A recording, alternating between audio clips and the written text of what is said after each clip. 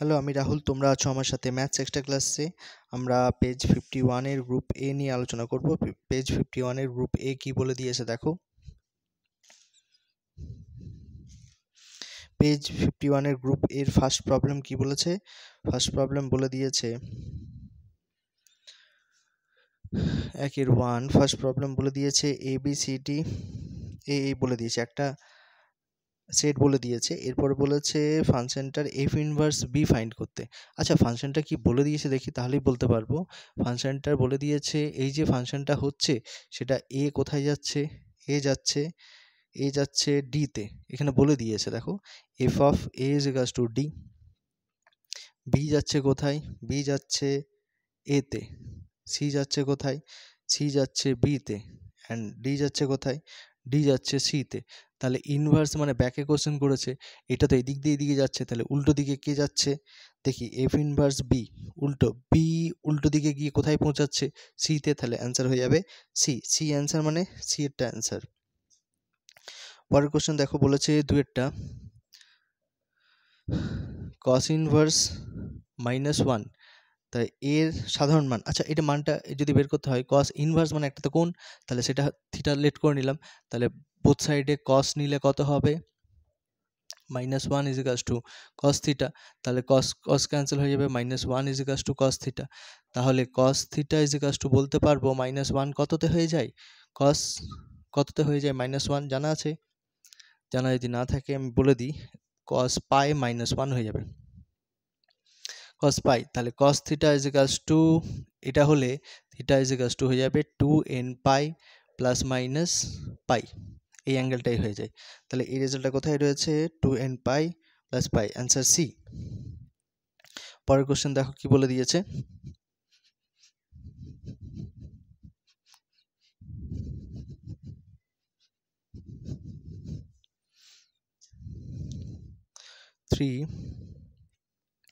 বলছে একটি বর্গ ম্যাট্রিক্স এর রূপ এরকম যে এ স্কোয়ার ইজ ইকুয়ালস টু এ, তাহলে ওয়াই প্লাস এ হোল কিউব মাইনাস 7a যদি করি, এটা কিউব করলে কত হয়ে যাবে? I cube plus 3i square a plus 3ia square plus A cube minus 7a।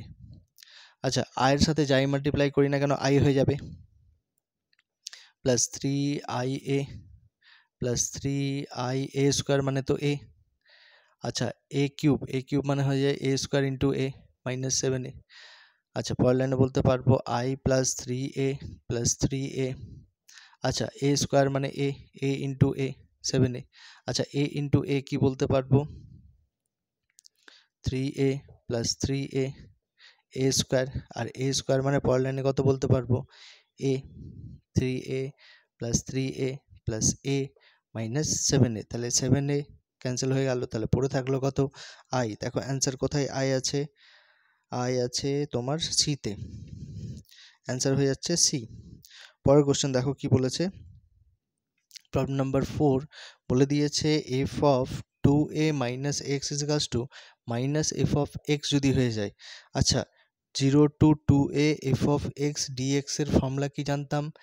0 to a f of x plus f of 2a minus x dx. তাহলে এই result যদি মাইনাস বলে দেয়, তাহলে এটা ক্যান্সেল হয়ে তো 0 হয়ে যাবে। তাহলে অ্যান্সার হয়ে যাবে কত? অ্যান্সার হয়ে যাবে বি। আশা করি বোঝা গেছে। দেখো পরের প্রবলেম দেখি কি বলছে।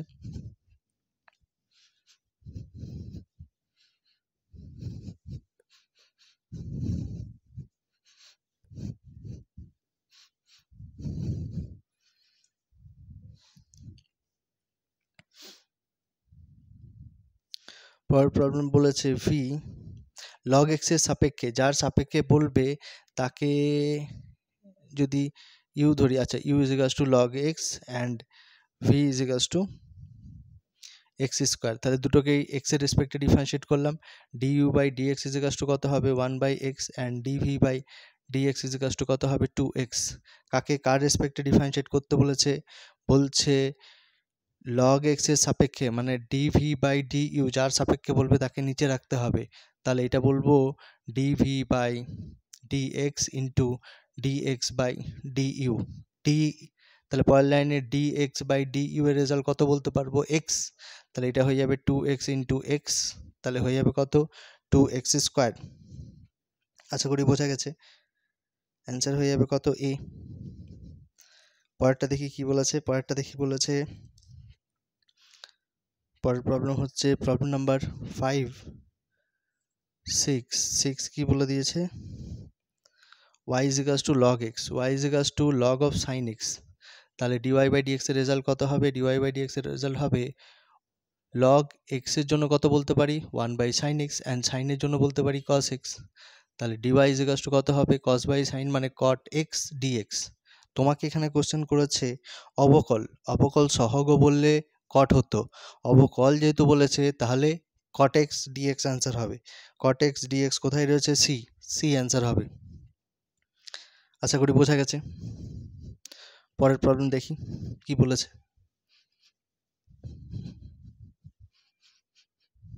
6 করলাম,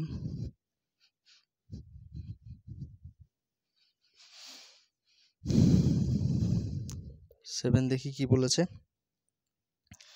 7 বলেছে fx result mx minus sine x. আচ্ছা f ড্যাশ x এর রেজাল্ট কত হবে, m সাইন x এর জন্য হয়ে যাবে cos x। এবার ক্রমবর্ধমান কথাটা মানে হচ্ছে f ড্যাশ x এর রেজাল্ট কি হবে, গ্রেটার দেন 0 হবে, মানে m মাইনাস cos x এর রেজাল্ট গ্রেটার দেন 0 হবে। তারপর লাইনে বলতে পারি m greater than cos x হবে, m greater than cos x হবে, আর cos x এর ভ্যালু কত হয়ে যায়, ম্যাক্সিমাম ভ্যালু কত হয়ে যাবে 1, তাহলে মিনিমাম 1 এর থেকে বড় হতে হবে।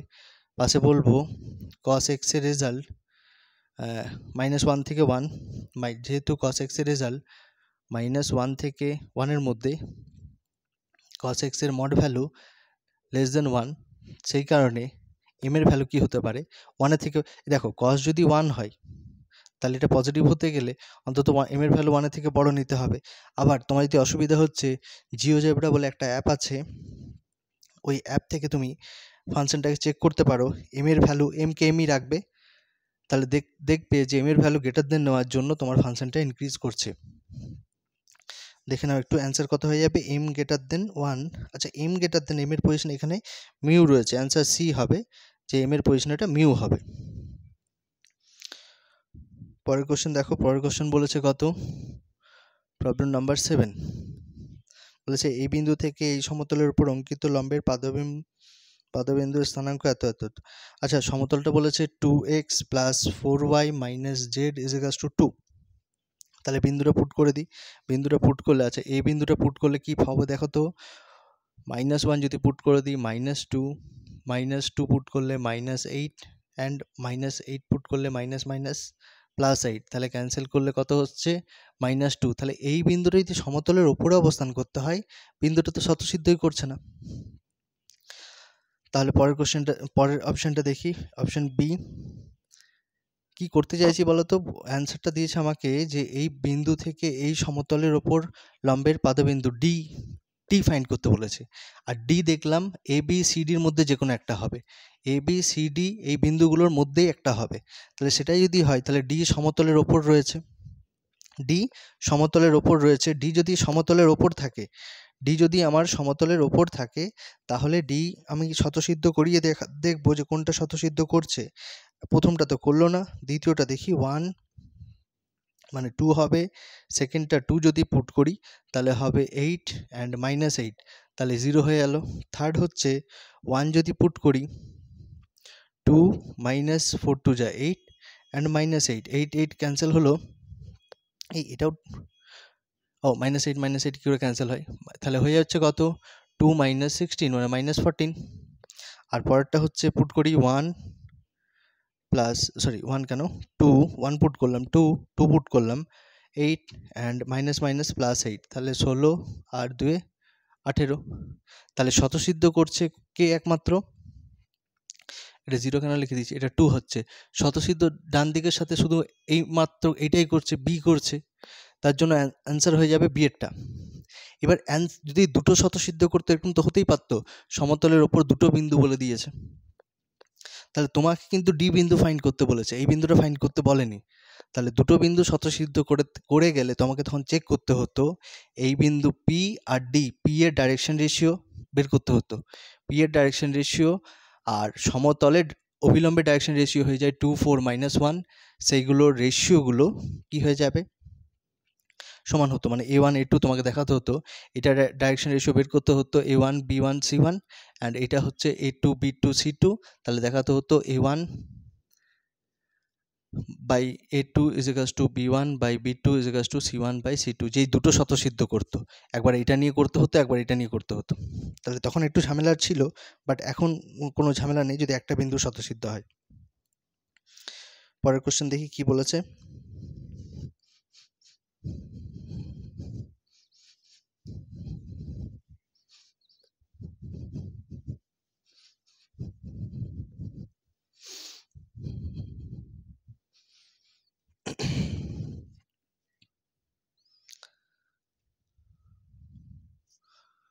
কোশ্চেন নাম্বার 9, 1 এর 9 কি বলেছে দেখো।